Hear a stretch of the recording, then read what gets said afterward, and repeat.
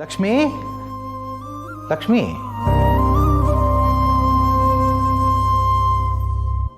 ಲಕ್ಷ್ಮಿ ಹಾ ರೀ ಯಾವಾಗ ಬಂದ್ರಿ? ಇವಾಗ ಬರ್ತಾ ಇದ್ದೀನಿ. ಅವಾಗಿಂದ ಲಕ್ಷ್ಮಿ ಲಕ್ಷ್ಮಿ ಅಂತ ಇದ್ದೀನಿ. ಏನು ಯೋಚನೆ ಮಾಡ್ತಿದ್ಯಾ? ಅದು ಏನಿಲ್ಲ ರೀ, ಸ್ವಲ್ಪ ತಲೆನೋವಿತ್ತು, ಅದಕ್ಕೆ ಸುಮ್ಮನೆ ಕೂತಿದ್ದೆ. ಒಂದ್ ನಿಮಿಷ ಇರಿ, ಕಾಫಿ ತಂದ್ಬಿಡ್ತೀನಿ. ಬೇಡ ಬೇಡ ಬೇಡ, ತಲೆನೋವು ಅಂತ ಇದೆಯಾ? ಆರಾಮಾಗಿ ಕೂತ್ಕೋಬಾ. ಪರವಾಗಿಲ್ಲ ರೀ, ನಾನು ತರ್ತೀನಿ ರೀ.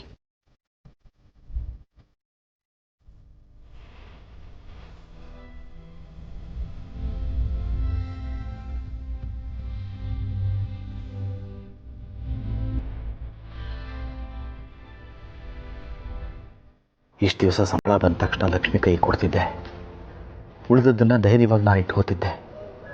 ಆದರೆ ಈಗ ಪ್ರತಿದಿನ ಆಟೋದಿಂದ ಬರ್ತಾ ಇರೋ ದುಡ್ಡನ್ನು ಎಲ್ಲಿಡೋದು? ಹಾಗಂತ ಇದನ್ನು ನನ್ನ ಹತ್ರ ಇಟ್ಕೊಂಡ್ರೆ ಖರ್ಚಾಗೋಗ್ಬಿಡುತ್ತೆ. ಬೇಡ, ದಿನ ಥರ ದುಡ್ಡನ್ನ ಒಂದು ಕಡೆ ಕೂಡಿಟ್ಬಿಡೋಣ. ತಿಂಗಳು ಬಂದಾಗ ಸಂಬಳ ಬಂತು ಅಂತ ಅವ್ರ ಕೈಲಿ ಕೊಟ್ಬಿಡೋಣ. ಆದರೆ ಇದನ್ನು ಎಲ್ಲಿಡ್ಲಿ? ಹಾಂ, ಬೀರುನಲ್ಲಿ ನಾನು ಡೈರಿ ಒಳಗಡೆ ಇಡ್ತೀನಿ. ಅಲ್ಲಿ ಲಕ್ಷ್ಮಿ ಚೆಕ್ ಮಾಡಲ್ಲ.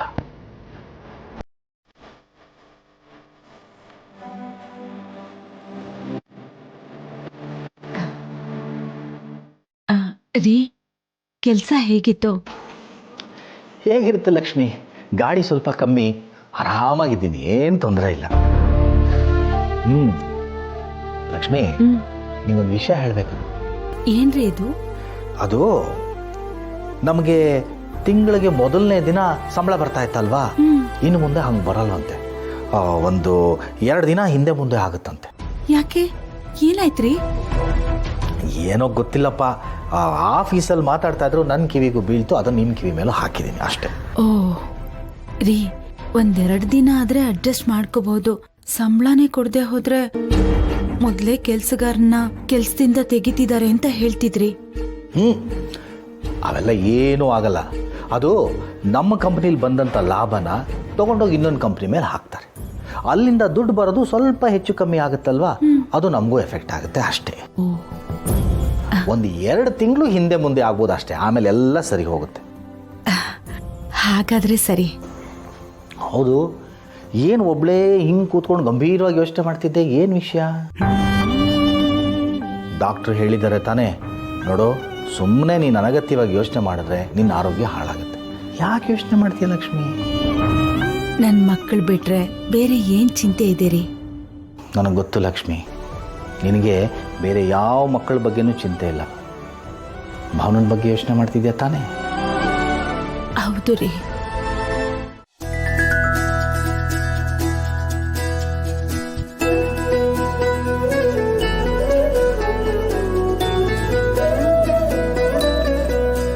ತಗೋ ಹರೀಶ, ನಿನ್ ಬೇಬಿಗೆ.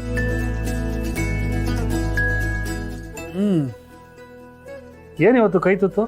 ಏನು ವಿಶೇಷ? ವಿಶೇಷ ಎಲ್ಲ ನಮ್ಮ ಜಾನುನೇ ಹೇಳಬೇಕು ಬ್ರೋ. ಇದೆಲ್ಲ ಅವಳೇ ಅರೇಂಜ್ ಮಾಡಿರೋದು. ಏನು ಚಿನ್ಕೊಳ್ಳೆ ಇವೆಲ್ಲ?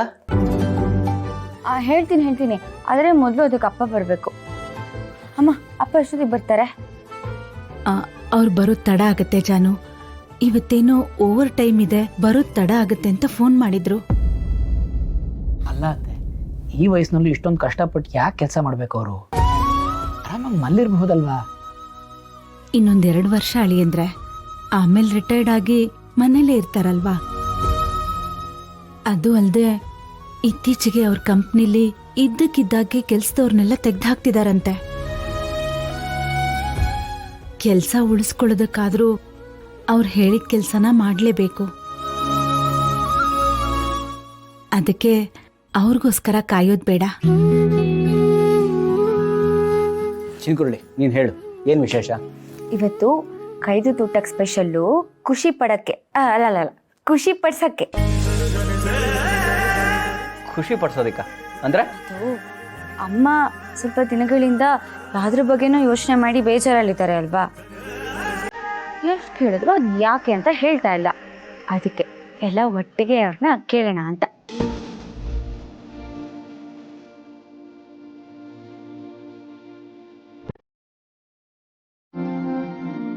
ಅವತ್ತಿಂದ ನಾವು ಇದನ್ನೆಲ್ಲ ಕೇಳ್ತಾನೆ ಇದೀವಿ, ಅಮ್ಮ ಏನು ಹೇಳ್ತಾನೆ ಇಲ್ಲ.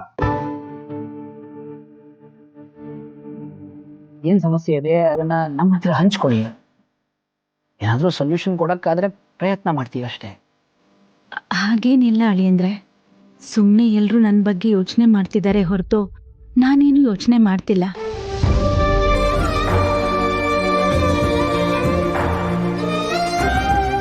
ಅತ್ತೆ, ನೀವೇನು ಅಂತ ನಮಗೆ ಚೆನ್ನಾಗಿ ಗೊತ್ತು. ಮೊದಲೆಲ್ಲ ಎಷ್ಟು ಖುಷಿಯಾಗಿ ಕಳಕಳೆಯಿಂದ ನಗ್ನಗ್ತಾ ಓಡಾಡ್ತಾ ಇರ್ತಿದ್ರಿ. ಈ ಮಧ್ಯೆ ಯಾವಾಗ ನೋಡಿದ್ರು ಏನೋ ಕಳ್ಕೊಂಡೋರ್ ಥರ ಇರ್ತೀರ. ನಿಮ್ಮ ಮಕ್ಕಳೆಲ್ಲ ಕೇಳ್ತಿದ್ದಾರೆ, ನಿಮ್ಮ ಮನ್ಸಲ್ಲಿ ಏನಿದೆ ಅಂತ ಹೇಳ್ಕೊಬಾರ್ದಾ? ಇಲ್ಲ ವೀಣಾ, ಹಾಗೆಲ್ಲ ಏನೂ ಇಲ್ಲ. ನಿಮ್ಮ ಹತ್ರ ಹೇಳ್ಕೊಳ್ದೆ ಇರ್ತೀನಾ? ವಯಸ್ಸಾಗ್ತಿದೆ, ಅದಕ್ಕೆ ಸ್ವಲ್ಪ ಸುಸ್ತು ಅಷ್ಟೆ. ಅದರಿಂದ ಆಯಾಸನೇ ಹೊರತು ನನಗೆ ಯಾವ ಯೋಚನೆನೂ ಇಲ್ಲ. ಮತ್ತೆ ಖುಷಿಯಾಗಿರೋದಲ್ವೇನಮ್ಮ? ನೀನು ಹೀಗಿದ್ರೆ ನಾವೆಲ್ಲ ಹೇಗೆ ಖುಷಿಯಾಗಿರ್ಬೇಕು ಹೇಳು?